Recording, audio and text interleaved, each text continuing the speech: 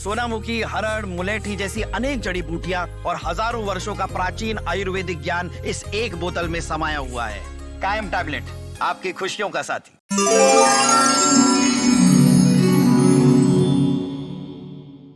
साल 2025 में अब कुछ ही दिन बचे हैं और अब आने वाला है साल 2026।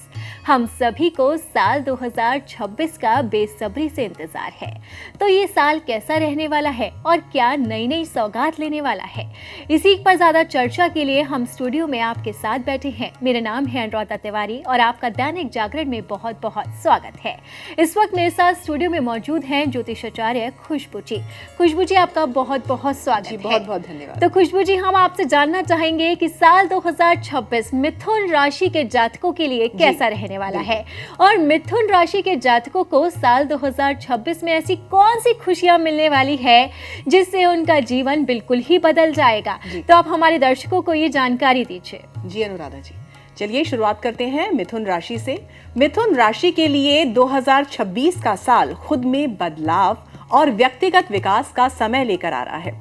साल की शुरुआत में गुरु मिथुन राशि में वक्री रहेंगे। ये आपकी सोच, व्यवहार और आत्मनिरीक्षण को गहरा कर देंगे। मार्च में जब गुरु मार्गी होंगे तब नए अवसरों का रास्ता खुलेगा। शनि देव पूरे साल मीन राशि में रहकर आपके दीर्घकालिक लक्ष्यों और करियर से जुड़े सपनों को मजबूत नींव देने का संकेत दे रहे हैं। ये साल सीखने और आत्मविश्वास से आगे बढ़ने के बेहतरीन अवसर प्रदान करेगा। साल की शुरुआत में गुरु के वक्री होने से आप एक गहरी चिंतन प्रक्रिया से गुजर सकते हैं। ये समय आपको खुद को समझने, अपनी प्राथमिकताओं को सही दिशा देने और जीवन की दिशा तय करने का मौका देगा। 11 मार्च को गुरु के मार्गी होते ही आपके फैसलों में आत्मविश्वास झलकने लगेगा।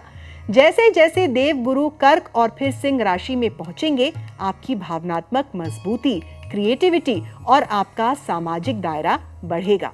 करियर के लिए ये साल मजबूत उपलब्धियों और बदलाव का संकेत दे रहा है। शुरुआती महीनों में गुरु के वक्री रहने से करियर को लेकर अपनी रणनीति पर आपको दोबारा सोचना पड़ सकता है। 11 मार्च को जब गुरु आपकी ही राशि में मार्गी होंगे तब काम में रफ्तार बढ़ेगी। नए अवसर, जॉब ऑफर या नेतृत्व की भूमिकाएं सामने आ सकती हैं। 2 जून को बृहस्पति कर्क राशि में जाएंगे। इससे टीम वर्क, बातचीत और प्रोफेशनल रिश्तों में सुधार आएगा। इससे वित्तीय लाभ भी मिल सकता है आपको। शनि देव पूरे साल मीन राशि में रहकर लंबे समय के लक्ष्यों को मजबूत करेंगे और करियर में स्थिरता देंगे। अक्टूबर में गुरु सिंह राशि में पहुंचेंगे। इससे creative field, media, digital work या बिजनेस में बेहतरीन पहचान और लाभ मिल सकता है। वित्तीय मामलों की बात करें तो साल की शुरुआत में गुरु के वक्री होने से पैसों को लेकर उतार चढ़ाव आ सकते हैं। जी हाँ, खर्च और निवेश में समझदारी आपके लिए बहुत जरूरी रहेगी। मार्च से स्थिति स्पष्ट होगी। आपको अपनी बचत बढ़ाने और फायदेमंद फैसले लेने में आसानी मिलेगी। कर्क राशि में गुरु का गोचर पार्टनरशिप, कम्युनिकेशन और प्रॉपर्टी में लाभ दिलाएगा। 27 जुलाई से शनि वक्री होंगे। इससे आय में हल्की मंदी या जिम्मेदारियां बढ़ सकती हैं, लेकिन अच्छी प्लानिंग से इसे संभाला भी जा सकता है। अक्टूबर में गुरु सिंह राशि में पहुंचेंगे। इससे स्पेक्युलेटिव इनकम, क्रिएटिव काम और बिजनेस एक्सपेंशन में फायदा हो सकता है।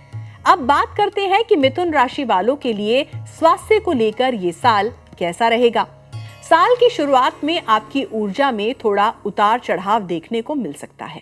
गुरु के वक्री होने से मानसिक तनाव बढ़ सकता है। मार्च के बाद जब गुरु मार्गी होंगे तब शारीरिक और भावनात्मक ऊर्जा दोनों ही बेहतर होने लगेंगे।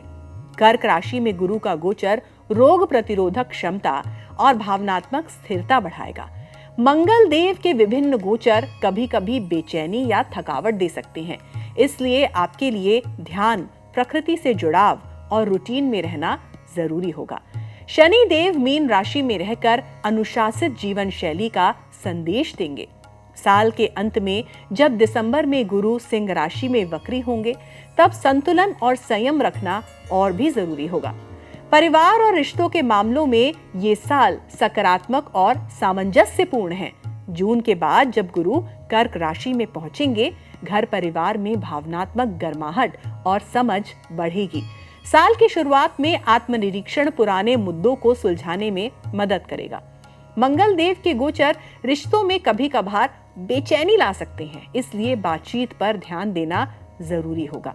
शनि देव मीन राशि में रहकर रिश्तों में समझदारी, भरोसा और क्लैरिटी बढ़ाएंगे। साल के अंत तक रिश्ते गहराई और मजबूती प्राप्त करेंगे। शिक्षा की बात करें तो ये साल विद्यार्थियों के लिए नई सीख और प्रगति के अवसर लेकर आएगा। मार्च में गुरु के मार्गी होते ही आपका ध्यान, समझ और याददाश्त तेज हो जाएगी। कम्युनिकेशन, लेखन, बिजनेस और क्रिएटिव फील्ड के छात्रों को खासा फायदा मिलेगा। कर्क राशि में गुरु का गोचर भावनात्मक समझ बढ़ाएगा, जिससे पढ़ाई आसान होने लगेगी। अक्टूबर में गुरु सिंह राशि में पहुंचेंगे, जो प्रतियोगी परीक्षाओं, प्रेजेंटेशन और किसी भी परफॉर्मेंस आधारित पढ़ाई के लिए बहुत ही शुभ है। शनि देव मीन राशि में रहकर अनुशासन और नियमित अध्ययन को मजबूती देंगे। अब बात करते हैं उपायों की। प्रतिदिन ओम बुधाय नमः का जप करने से आपको स्पष्टता और शांति प्राप्त होगी। बुधवार को हरी मोमबत्ती या दीपक जलाएं। हरे फल या मूंग दाल का दान करें। ज्योतिषीय सलाह के बाद पन्ना धारण कर सकते हैं। रोज कम से कम 10 मिनट मेडिटेशन करें, मानसिक थकान कम होगी। जी बिल्कुल खुशबू जी, जिस तरीके से आपने हमारे दर्शकों को बताया कि मिथुन राशि के लिए ये साल काफ़ी बेहतर रहने जा रहा है, और इसी के साथ ही एक चिंता की बात ये भी है कि उन्हें काफ़ी उतार चढ़ाव का सामना भी करना पड़ेगा, और इसी के साथ ही आपने हमारे दर्शकों को वो उपाय भी बताए जिससे वो अपने जीवन को काफ़ी बेहतर बना सकते हैं। तो इस जानकारी के लिए आपका बहुत बहुत शुक्रिया। धन्यवाद। तो जिस तरीके से खुशबू जी ने बताया है कि मिथुन राशि के जातकों के लिए ये साल अच्छा तो रहने वाला है, लेकिन साथ ही उनके जीवन में थोड़ी बहुत टेंशन भी आ सकती है। इसी के साथ ही उन्होंने वो उपाय भी बताए हैं जिससे आप अपने जीवन में सुधार ला सकते हैं और खुशियों को ला सकते हैं। तो हम भी यही उम्मीद करते हैं कि साल 2026 में आपके जीवन की नई शुरुआत होगी और आपको नई खुशियाँ भी मिलेगी। तो फिलहाल इस कार्यक्रम में मेरे साथ इतना ही। आपसे फिर मुलाकात होगी। नमस्कार।